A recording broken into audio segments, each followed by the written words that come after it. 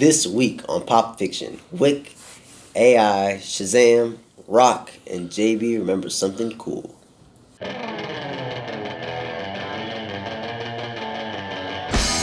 Okay, this is 252 Pop Fiction, where you'll find all the news and reviews in pulp culture that's right to type. Today's top story. Shazam, Fury of the Gods, box office performance wasn't anticipated to be stellar, but things are worse than imagined for the latest DC film. A scant 30 days after its theatrical release, it will be available for digital purchase, and I wish I knew this before I paid to see the movie. The studio is pulling the plug on Fury of the Gods, an utter failure that received little marketing. I believe it was awful. That was awful. The ending was okay, but no way that ending could save that movie. I remember one character said, "We got to save him from somebody," and I leaned over to Ralph. I said, "Someone's got to save me from this bad movie." I mean, there was a couple of jokes that I thought were funny. A couple of scenes were good. It was all right. My expectation level was low, and I was bringing like the 8-year-old, the 9-year-old. You know what I'm saying? Yeah. And they enjoyed it. Mm. Well, actually, the 9-year-old was like, meh. He was like, They did have some Easter eggs in there. I don't know if you're familiar. In the 70s, they had a TV show. Oh, I saw the Billy Batson. And the Winnebago gets crushed by the dragon. He's traveling around in a Winnebago with an old man. I saw Billy Batson in the actual costume. And he called him Captain Marvel. He did. And I like that. Yeah. I did like that. And but right before that, I was like, that's the Winnebago. And the dragon steps on it and climbs over it. But. I think Kanan liked the part when he said, "Hey, Khaleesi." Yeah, that's pretty good. Does that mean the multiverses are colliding? Anyway, OpenAI released plugins for chatgpt that increase the usefulness of a bot by giving it access to external knowledge bases and databases such as the internet. OpenAI claims that it will originally give priority to a limited number of developers and subscribers to its premium ChatGPT Plus plan. Before rolling out large-scale API access, it is currently available in alpha to ChatGPT users and developers on the waitlist. With that being said, yes, there has been students in colleges already using it and caught for using it because the professors just reverse flip it and they can see everything. So yeah, that's one thing that I was wondering. I was like nowadays with that chat GPT, all you can say is, "Hey, I need a paper on grapes of wrath. I need it 500 words, whatever." And then you put on all the prompts, and now you got this paper. Or you're like, "I need code. I need you to write computer code for this thing." Yeah. And it's... Social media is in trouble right now. Utah just passed strict governing laws that the federal government is now discussing to pass the same federal laws, and they are severely limiting access to what data they can collect, what data they can sell once they collect it, and who can use it. And they claim that from the news piece I heard that if the federal law passes, TikTok is done because they make most of their profits by selling people's personal information. Well, that... Yeah, it's... I mean, first of all, everybody knows what you're watching. This is a bad time to be releasing some social media. I'd wait until the laws get passed and see what you can. I mean, you can't be afraid to be out there and live your life. Like, if you're going to go out there and you're going to do you, boo-boo. But what I would say is you're right. Like, it might come bad. It might come down the other way. We were talking about it before, and we were saying, I think one way that you can do is if you use, that blockchain, and then that way, if you use something like that, then people can actually see like where it originated from, and you can look back, almost like saying when you're using that, I guess you could say reverse engineering to see if that's what they did, because that's just like it's still plagiarism. Yeah, well, I mean, I was watching the news feed and I got tired of watching it. Congress is right now talking about putting the brakes on social media, that they're doing too much, too freely with other people's information. Yeah. Especially children. Well, ChatGPT is a good use, but I suggest Conch AI. Hasn't been discovered yet by a lot of people. It's still underground. It's still underground. The abrupt dismissal of veteran Marvel Studios executive Victoria Alonso was centered on the Oscar-nominated movie Argentina 1985. The Argentine historical drama, which was distributed by Amazon and was a contender for Best Foreign Feature Oscar, had Alonso as one of its 8 producers. She did, however, repeatedly violate her contract by taking that position. Yeah, like, I don't know exactly what was in her contract, but, like, before you move on to do another project, and depending on maybe whatever, because I didn't see the Argentine 1985, so I don't know what I it haven't is. even heard of it. But, well, regardless, the MCU was like, hey, what did you do? You put that out? You see here in the contract, you can't do that. Yeah. So, I mean, what, you gonna stop me from making money? well, yeah, now you're fired. So I made this money. you want to go, right, Ted? We out of here. Now, like, listen, when it comes to the House of Mouse and Lucasfilms and MCU and stuff like that, yeah, I mean, I love watching the movies and I love watching the things, but, like, behind the scenes, like, sometimes it's like the way they're running their studio is like, hey, man, let people live. Right. Like, you can't do nothing. Yeah. You can't do nothing. You want to be a part of a franchise? You want to be a part of a franchise, or you want to be Gina Carano? That's right. I said it. All right.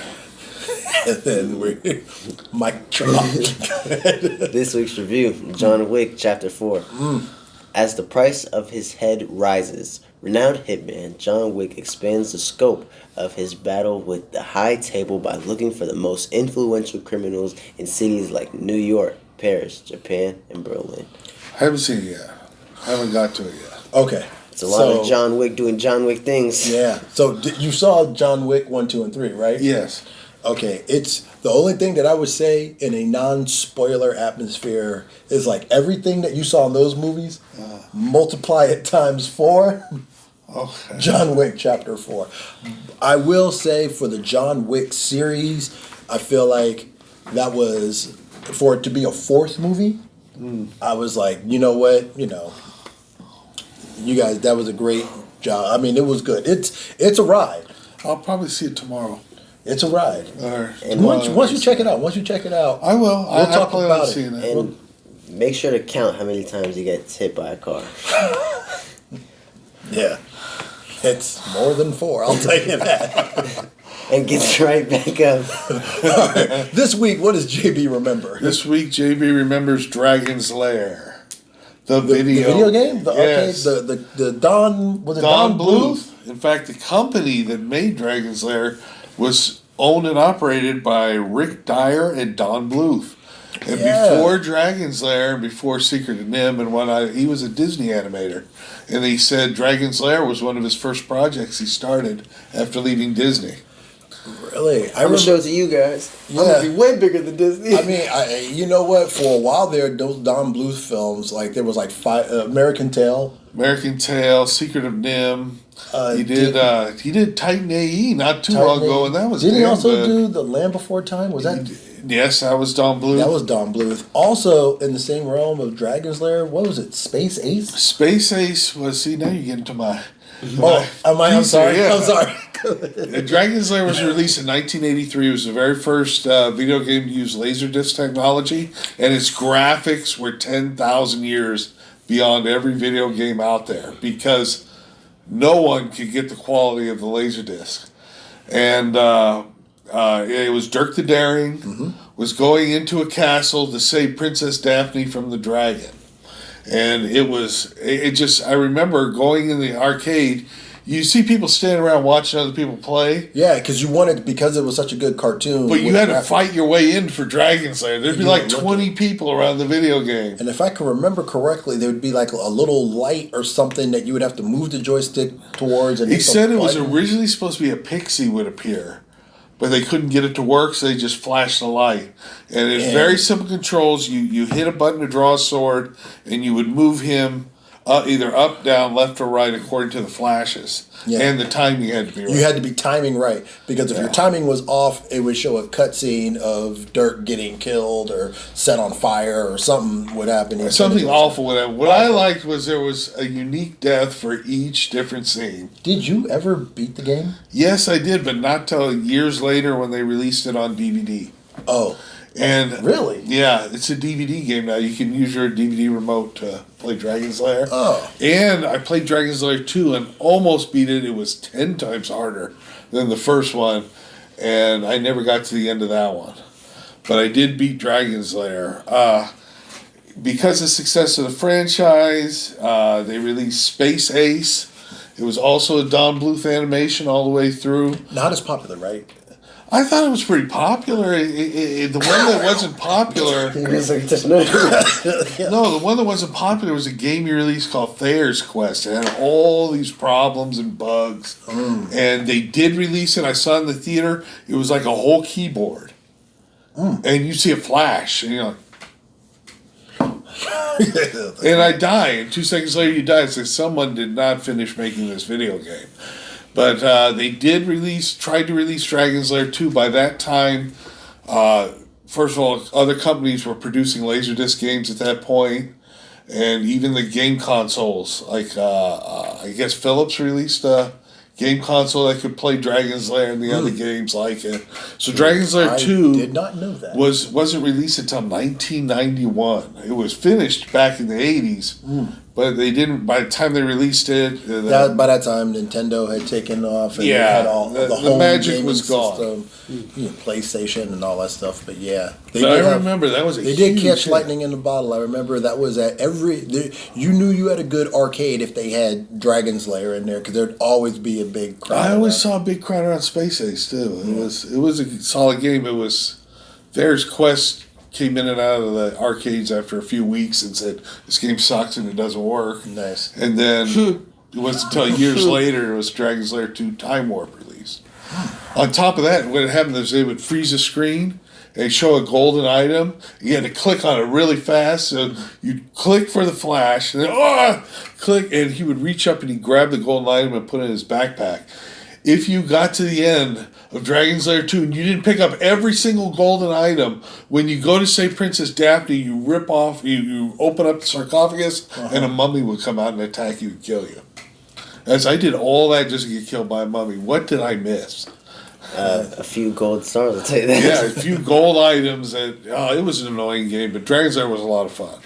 This week, 252 recommends Selective Outrage.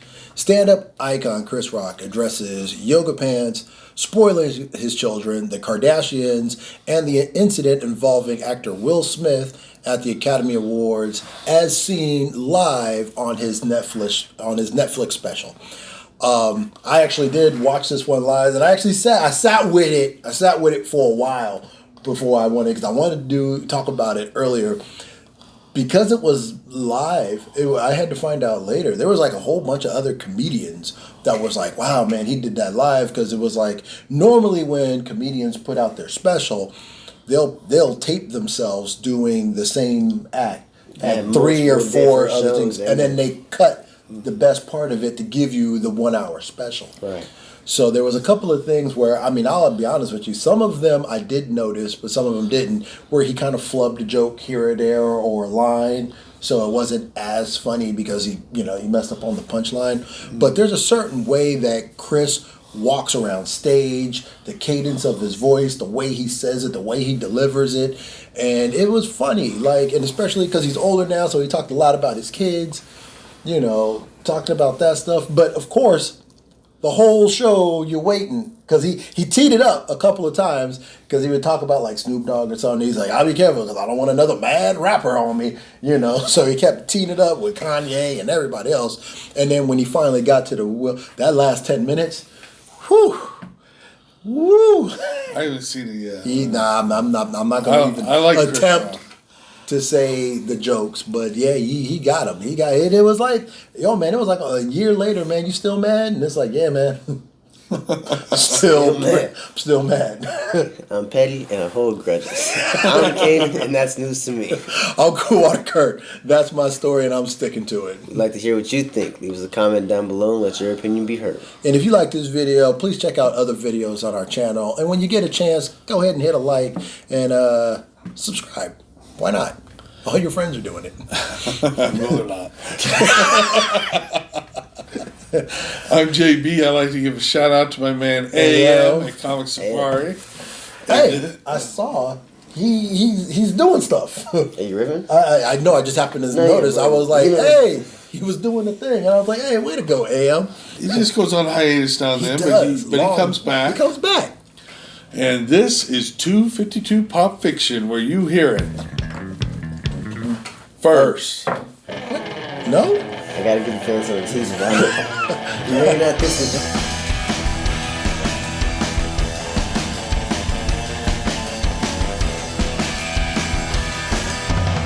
Adonis, pull yourself together.